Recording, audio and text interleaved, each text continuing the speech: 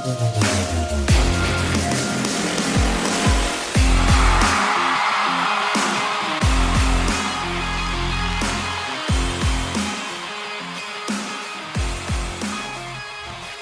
with all this talk about Justin Simmons, who, by the way, the Colts are not going to sign, okay? Or rather, let me say this. Let me be fair about it, okay? We as Colts fans would be foolish to expect the Indianapolis Colts to sign Justin Simmons, okay? And I take no joy in saying that, okay? That's a fellow Justin right there. Of course, I'm always, if it was up to me, the whole team would be Justin's, right? I'm okay bringing on a Justin. I want him here. But there are years and years of evidence under Chris Ballard, who I happen to like a lot more than many of you. But that doesn't change the fact that there is a lot of evidence that would lead us to believe that Justin Simmons will not be an Indianapolis Colt. And all I'm saying, and some of you have heard me say this before, disappointment is rooted in expectations. And what I mean when I say that is if we sit here and expect the Colts to do something that the evidence would show us they're likely not to do, you're kind of setting yourself up to get you know what I'm saying? You're setting yourself up for disappointment. That's all I'm trying to say. Now, here's the beauty of a take like that, by the way, just so you know, right? That either ages great or it ages poorly. If it ages great, it means I was right. And if it ages poorly, it means that we have Justin Simmons on the team, okay? So either way, I win, all right? But that is neither here nor there. But anyways, all the talk about Justin Simmons up to this point, there's your Justin. That's all I'm going to give you on Justin Simmons until we sign him, okay? Or don't. But that's right. All right. All the talk about him, though, has inspired me to talk a little bit more about this defense and perhaps through a different lens than some others are. Because right now, much of the talk about this defense, in fact, all of the talk about this defense seems to be about that free safety position. And I'm certainly not trying to say that talk isn't justified, but I do feel that story has overshadowed what is a pretty clear story coming out of training camp here for the Indianapolis Colts. And I'm not the only one mentioning it, right? Like what I'm about to say is not groundbreaking, but I feel that no one has taken the next step in what we're looking at right here. And it's the fact that this defense, this lowly Colts defense, has consistently been getting the better of this offense, particularly in the team drills, which ultimately are far closer to the real deal than one-on-ones and 7-on-7s and all that type of stuff that's fun for the people who just like to watch the quarterbacks and the receivers and all that type of stuff, right? Now, I was only in Indianapolis for 2 days myself watching training camp, but one of those days, not only did the defense get the better of the offense, but it was like complete and utter domination by the defense, particularly up front, albeit without pads. With that said, this has not changed since the pads have come on, at least as per the reports and all that type of stuff and the people that we trust, right? I have the same information as you. They're certainly not going to just lie to us blatantly or at least do that on purpose, right? In fact, what we've seen since the pads have come on, more of the same. Well, not complete domination, okay? Let me correct myself because I feel like I'm going down this path that the Colts offense has stunk, okay? That's not exactly what it is, but the pass rush for sure, again, completely dominant. That damn secondary out there making a few plays as well. At minimum, they're making the offense work at a really high level, okay? Yet despite all of this playing out right in front of our very eyes, the commentary on this defense continues to mostly be negative. Now, with all that being said, I do get it, right? The idea that this defense will come out and perform well is such a surprise, it's almost hard to believe. You almost don't even want to sit here and jinx the fact that this defense might actually come out and be better than what some of us expect. But what we are seeing can also not be ignored, particularly with the pads on. But the question becomes, what do we take away from the defense getting the best of the offense so often during training camp? Because there's only so many possibilities, right? And both can be true, by the way. But possibility number one, perhaps the offense isn't quite as good as we thought it was coming into training camp, right? That's possibility number one. Possibility number two is that the defense is significantly better than we thought. Now, of course, within those two ideas, there's plenty of discussion to be had, but if you boiled it down to two simple statements, those right there that I just said are your options. Now, lucky for us as Colts fans, I happen to feel it's far more likely that option number 2 is true, that the defense is better than we thought. In fact, I think when you actually break it down, just about all signs point to that being the truth. And if you don't agree, I'm confident that by the end of the show today, I can get you close. But before I do, you know what it is. Ha ha, the introduction.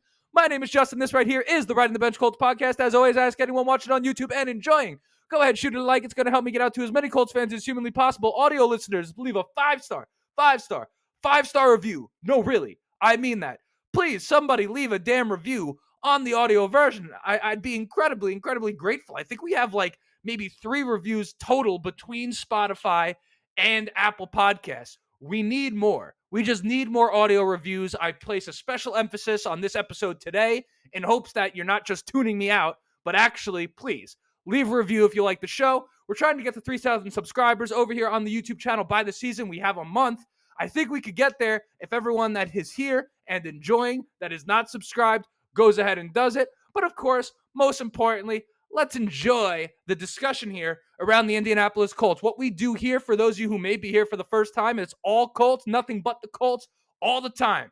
Nothing about the Hoosiers, nothing about the Pacers. I don't even care about that type of stuff. I'm a football guy through and through. It's all Colts, only Colts over here on this show. Now, for me to prove my point that I'm trying to make here about this defense, I really have to establish 2 things for you, right? Number 1, I have to lay out for you why it is that there's very little reason to expect this offense to have regressed coming into this season. And then number 2, from there, I would just have to prove that there's good reason to expect the defense to have improved, right? But let's start with number 1, because number 2 doesn't even matter if I can't get you to believe number 1, and that's the offense, right? And the premise here is quite simple. And for starters, this, by the way, goes for both sides of the ball. And I know what I'm about to say, a fine chunk of you listening are so tired of hearing this word this offseason. This is like the word of the offseason. You know what I'm saying? It's like if this offseason could be defined in one word for the Indianapolis Colts, it's this one right here, and it's continuity, right? But continuity in a team sport is so incredibly important. Like it cannot go understated, or it can't go overstated. I believe that would be the proper way to say that. My point is this. It's not only important from a communication standpoint, but it's also important from a familiarity standpoint, right?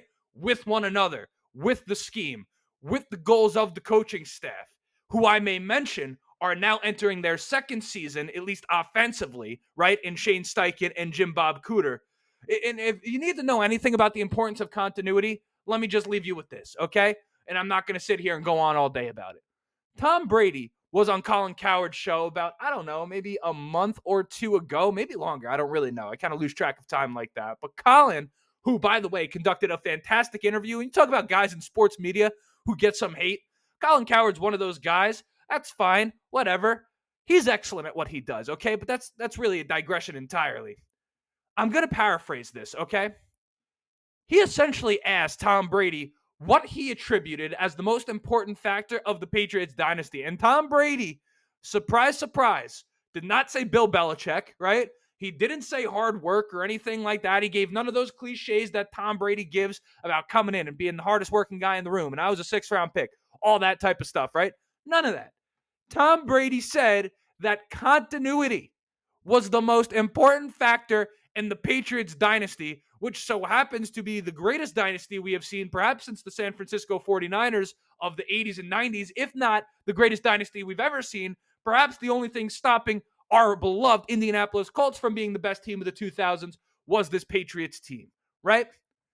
And Shane Steichen and Chris Ballard have made it obvious to anyone that was willing to listen this offseason. They prioritized continuity. Now, you may say, well, all right, continuity amongst Patriots players in the middle of a dynasty, all great. They were winning football games, but continuity amongst players that didn't win?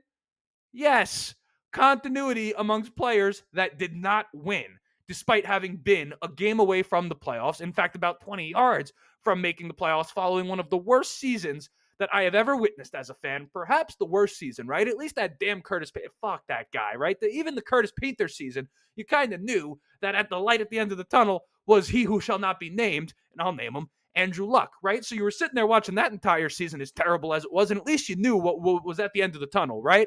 Last season, or rather 2 seasons ago, was sleepy Frank Reich and everything he brought to the table, sitting on a recliner with a warm glass of milk, forgetting where the hell he is, right? Everything that he was bringing, we didn't know what the light was at the end of that tunnel. As it turns out, it was Anthony Richardson, and that's totally fine. But my point is that you look at this offense after a complete digression from what I'm talking about.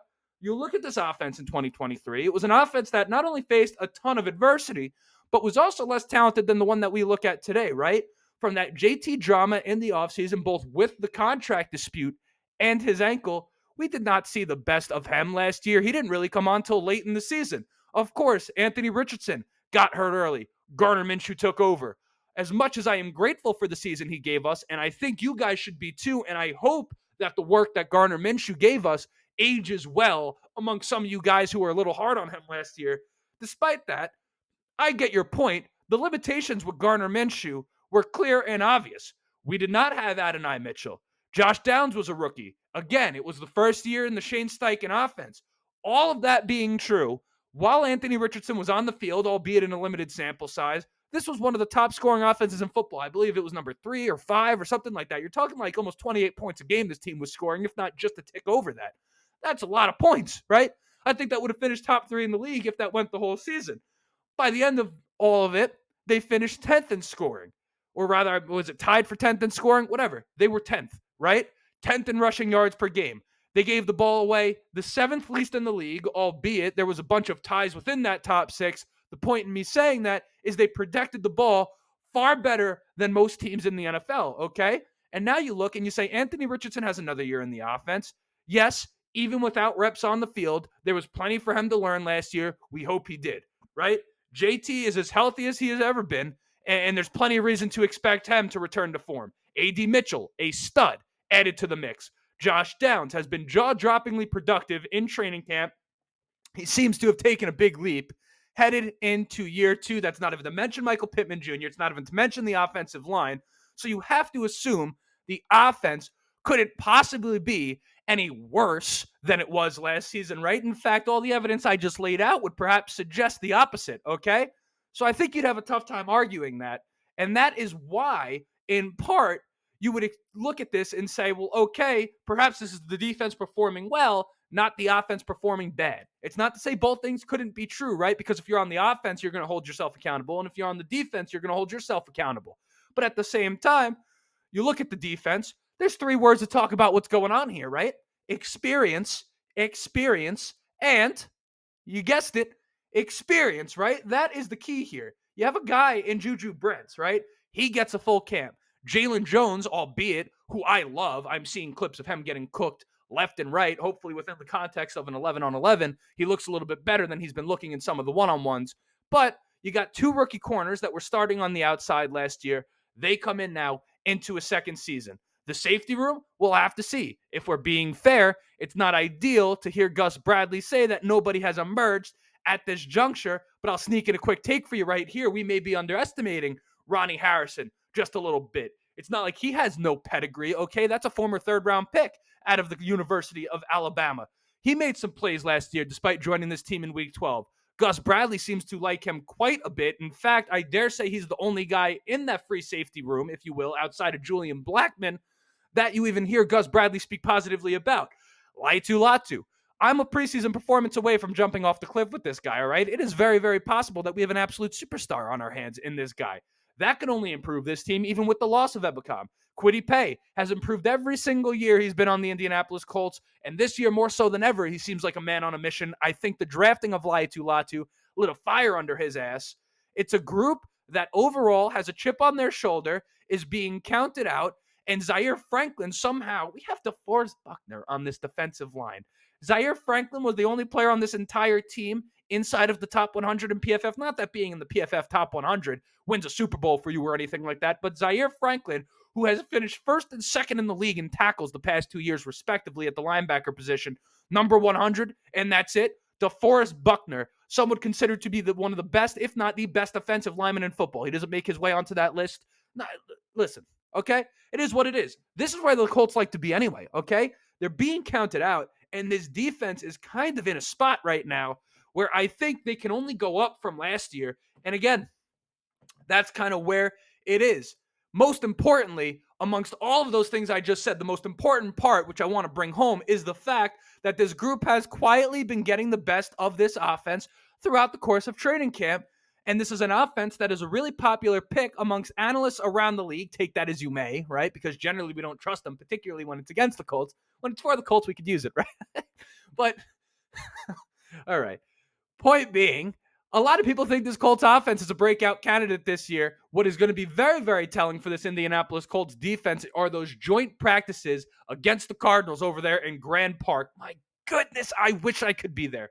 I wish I could be there. If I could go back and change things, maybe I would have showed up a little bit. I don't know. I mean, Marvin Harrison Jr. coming to Grand Park to practice against the Indianapolis Colts. Talk about a show. That's worth the price of admission. $5 for parking, $5 to get in. How about that for a storyline, huh?